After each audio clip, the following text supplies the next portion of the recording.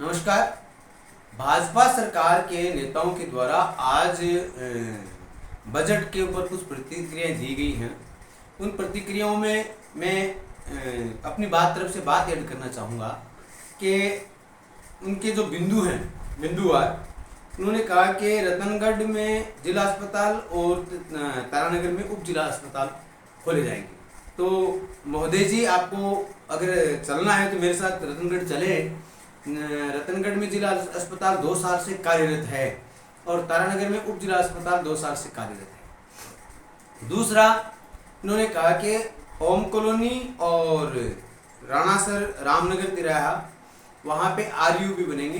तो महोदय जी, ये भी माननीय सांसद राहुल कसवा जी के द्वारा 1.5 साल पहले केंद्र सरकार के खर्च से आरयूबी बनाने का काम है, वो सैंक्शन हो चुका है और इसका कार्य अभी शुरू होना है। आप अपने आप को ठीक करें। बजट में आपने ये लिखवा दिया सॉरी।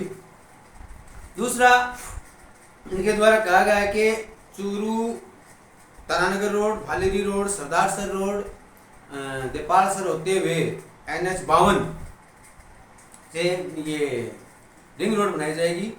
तो विधानसभा चुनाव से पहले माननीय अरलाल जी सारण की ही एक पोस्ट थी कि चूरू में बनेगी रिंग रोड और केंद्रीय मंत्री नितिन गडकरी जी ने इसके बारे में कहा था। तब राहुल कसवा जी भाजपा से MP थे।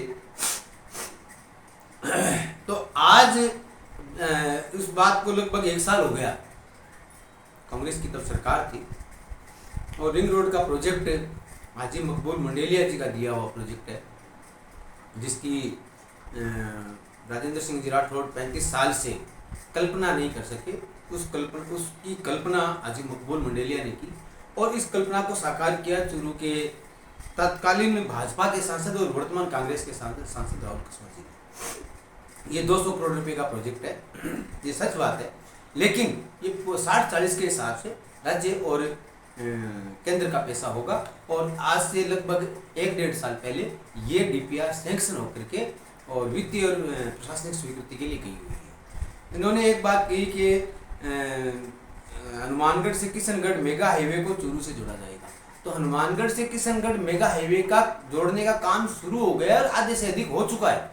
दसरासर, नाकरासर, धीरासर होते हुए जो सड़क बन रही है वो इसी की है। ये 19 किलोमीटर का रास्ता होगा और ये केंद्र सरकार का 100% पैसा है। ये राहुल कसवा जी की देन है। भाजपा के इस बजट में चूरू को 2 चीजें मिली है जिले को। एक, सरदार सर में दुग्ध उत्पादन संवर्धन केंद्र और एक कृषि कॉलेज चूरू को जो मिलना चाहिए था उसमें उपेक्षा की गई है। चूरू नहीं, चूरू, सीकर, झुंझुनू, हनुमानगढ़, गंगानगर जो कांग्रेस के क्षेत्र हैं उनकी उपेक्षा की गई है। भरतपुर को बहुत कुछ दिया गया है, हालांकि भरतपुर अब की बार लोकसभा में कांग्रेस जीती है। कुल मिलाकर के आप देखेंगे कि सातड़ा में जो फीडर बना हुआ है उस फीडर के बारे में भी भाजपा के लोग ये कह रहे हैं कि ये हमारे अब हम इसको कर रहे हैं, जबकि 2 साल इसको फीडर को चले हुए हो गई। श्रीमान जी, आपको अगर करना है तो चूरू के डेवलपमेंट का पुनः प्लान बनाइए। आपकी 5 साल सरकार रहेगी, हम आपके साथ रहेंगे। माननीय हरलाल जी, माननीय बसंत जी, माननीय अन्य जो भी भाजपा के नेता हैं, उनको हम ये कहते हैं कि आपको अगर हमारा कहीं भी साथ चाहिए हम आपके साथ रहेंगे। आप चूरू के डेवलपमेंट के लिए पुनः प्लान बनाइए। चूरू की सीवरेज और ड्रेनेज जो सिस्टम है वो बिल्कुल का बिल्कुल जो आज से 10 साल 15 साल पहले चूरू के पूर्व विधायक मकबूल मंडेलिया जी के द्वारा बनवाया गया था, वो आज की स्थिति में परिस्थिति में बिल्कुल भी नकारा है हो गया है। क्योंकि उस समय ये 1 फुट के या 6 इंच के पाइप डाले गए थे, वो आज सही नहीं है। सड़कें चूरू की पूरी फूटी हुई है।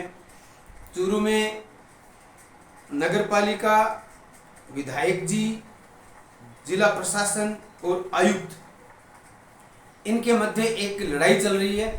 चूरू शहर का डेवलपमेंट रुका हुआ है। विधायक जी ये चाहते हैं कि जितने भी सड़कें जो पिछले 10 करोड़ का जो प्रोजेक्ट आया था उस सहित उसमें 1.5 करोड़ रुपए अभी बचे हुए हैं वो, और अब जो और पैसा आ रहा है वो सबका सब पैसा है वो मैं अपनी मर्जी से लगाऊं। पायल जी जो सभापति है वो ये कहते हैं कि नहीं, आप 50-50 कीजिए, 50 हमारी तरफ से लगाइए और 50 आप अपनी अपनी तरफ से लगाइए। सभापति हैं चूरू की, वो आज के इस समय में भाजपा की नेता बनी हुई है। मैं तो ये कह रहा हूँ उनको कहीं से पार्षद का चुनाव लड़ देना चाहिए ताकि उनको ज़्यादा दिक्कत नहीं आए। और जिला प्रशासन है वो भी लगभग ये कोशिश कर रहा है कि भाजपा के नेताओं को अधिक महत्व दिया जाए। खैर सरकार होती है तब महत्व दिया जाता है, लेकिन मैं आपसे कह रहा हूँ कि आप डेवलपमेंट की बात कीजिए, विकास की बात कीजिए, और जहाँ कहीं हमारा आपको समर्थन चाहिए हम आपके लिए तैयार हैं, लेकिन आप झूठी बातें मत कीजिए, चूरू के विकास के लिए बात कीजिए। धन्यवाद।